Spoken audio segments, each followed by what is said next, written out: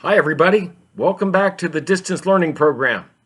It's great to be here with you today, and I hope the video is going to be helpful.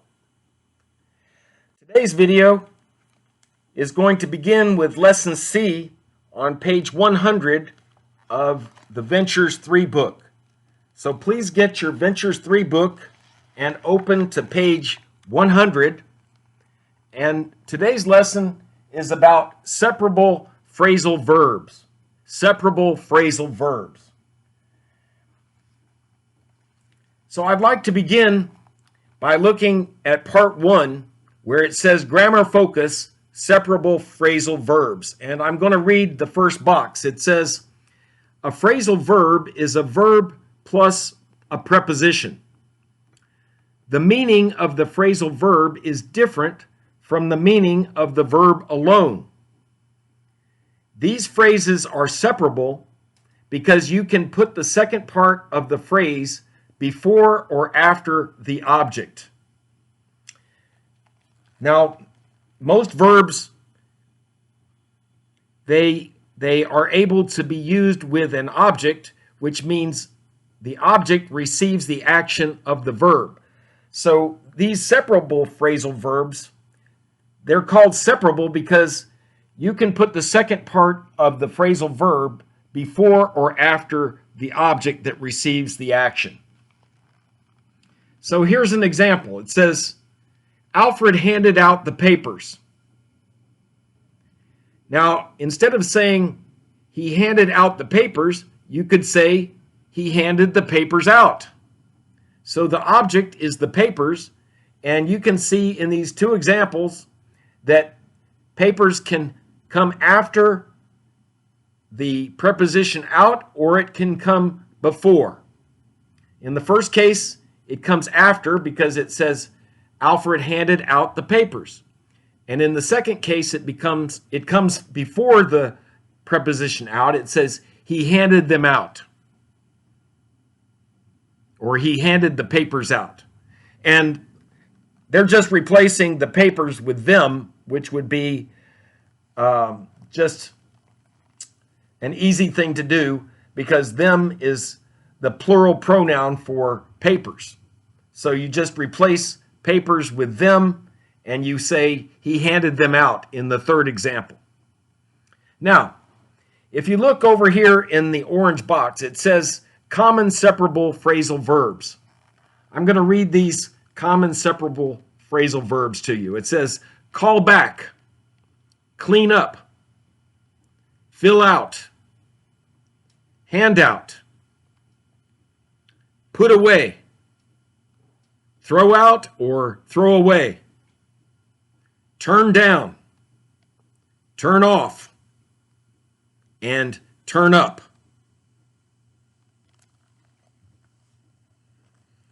Now, finally, in the blue box, it says under useful language, the pronoun that you would use to replace papers is them, and the pronoun you would use to replace application is it.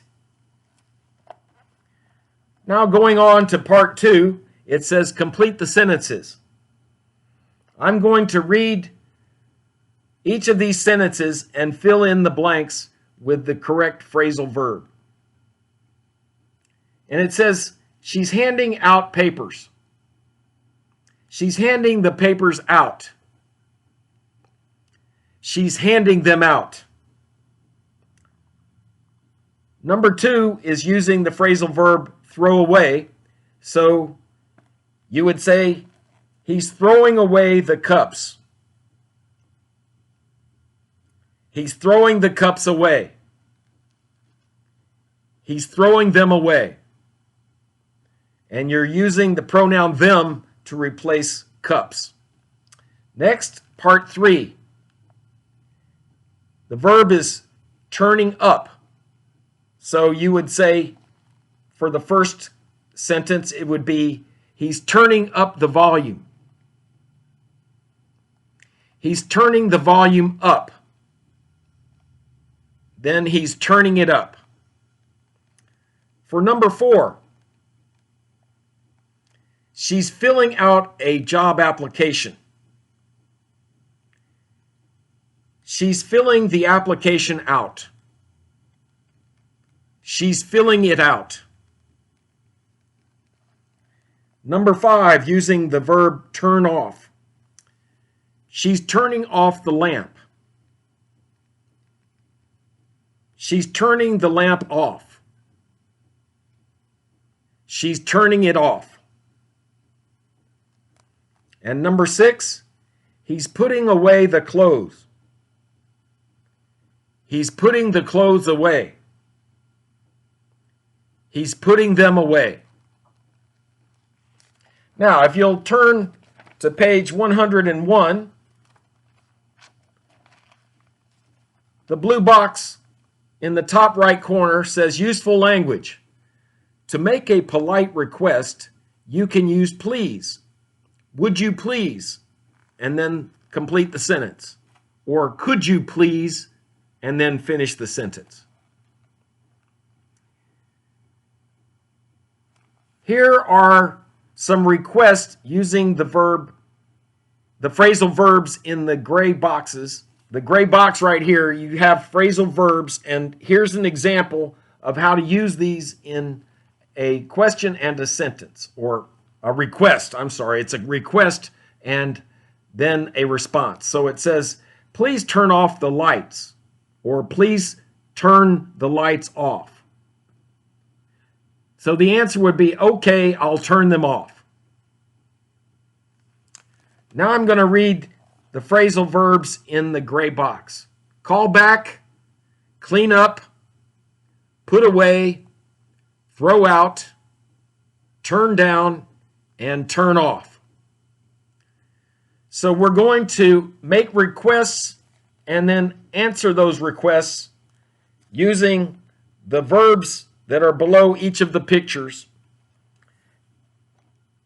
I'm sorry, these are not verbs, these are objects. So we're going to use the phrasal verbs in the gray box with the objects that are shown in the pictures. Okay, so the request for number 1 would be, please turn the lights off.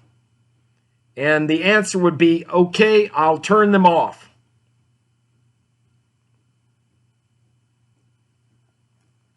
So for the next picture, it shows heat. And what can you do with a thermostat? You can turn down the heat. So the request would be, please turn the heat down. Please turn the heat down. And then your answer would be, okay, I'll turn it down.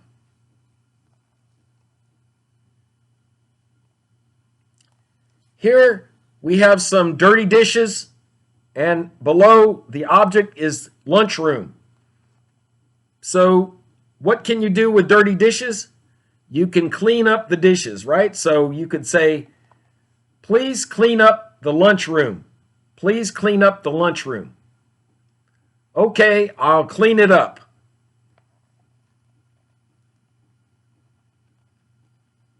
The next picture shows a telephone message. And below the object is Mr. Jones. So the request could be, please call back Mr. Jones. Please call back Mr. Jones, or you could say, please call Mr. Jones back. And the answer would be, okay, I'll call him back. Next, you have trash in the picture, and so that's the object. So you could say the verb would be throw out. So you would say, please throw out the trash, or please throw the trash out. And the answer would be, okay, I'll throw it out. And then finally, you could use the verb put away with these books that are apparently in the library. You could say, please put the books away. Please put the books away. And the answer would be, okay, I'll put them away. Next, in part 3, under communicate, Number 1 says, have you ever filled out an application form? Where and when? And you can answer these questions individually.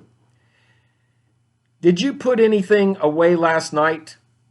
What was it? Is there someone you need to call back? Who? What things do you want to throw away? What things do you turn on, off, or up? And is there anything you need to clean up? What is it? Okay, so now that we've finished Lesson 8C, I'm going to read an article from News for You. And the article that I'd like to read is the one about the lockdown at the Indian train station. So it says, travelers stranded for weeks in Indian train station during lockdown. And I'll be sending this by email to you so that you can read it along with me. I'm going to read the article and then I'm going to ask you some questions about it. The northern Indian city of Varanasi is home to a Hindu holy site. And holy means special or important in a region. In a religion. Millions of people visit each year. Varanasi Junction is the main train station there. It is more than 100 years old. It has had many delays over the years, but nothing can compare to what happened after the new coronavirus hit. Remember, the new coronavirus is COVID-19. It's what's hitting every part of the world right now and causing a lot of serious problems health-wise and causing many people to lose their lives or become very sick. It says a group of close to 50 people were stranded in the closed station. And stranded means left in a place you are unable to leave. They couldn't travel home. They couldn't leave the building. They were stuck for weeks waiting, slamming on the brakes. In normal times, India's passenger trains carry 23 million people a day. About 13,500 trains run daily. But that all came to a stop in late March. India gave railroad workers just hours to prepare for a total shutdown of all trains. It also started a lockdown. People were not allowed to move from place to place. Planes, taxis, and public buses all stopped. India's 1.3 billion people lived under one of the world's strictest stay-at-home orders. And strictest means having rules that are the strongest compared to other people or places with similar rules. Anand Mohan, 36, is in charge of the Varanasi station. He was able to transport people traveling less than 100 miles. But that left about 50 long-distance passengers stranded. Waiting room. The group included all kinds of people. There were parents and children. There were builders. There were people visiting the holy site. There were students. There was a lawyer and a sales expert.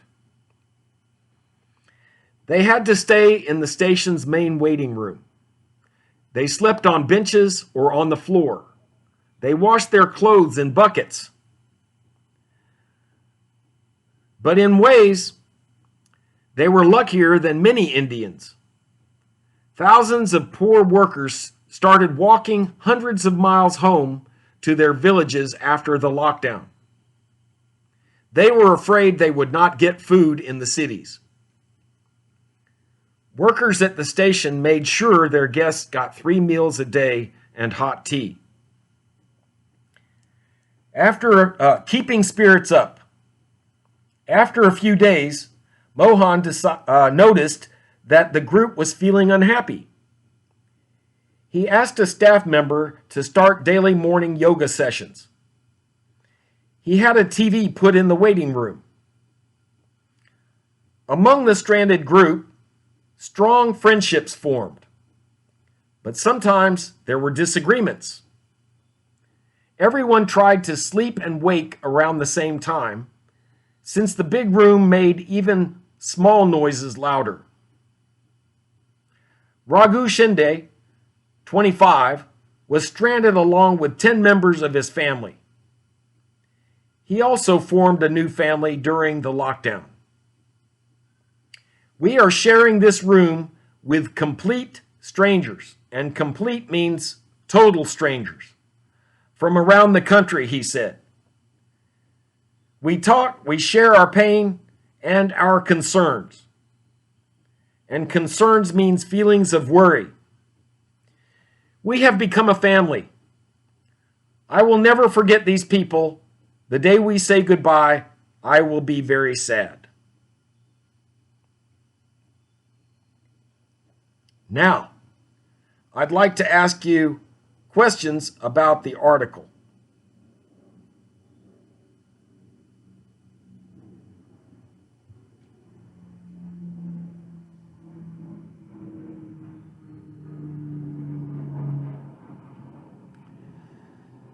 So,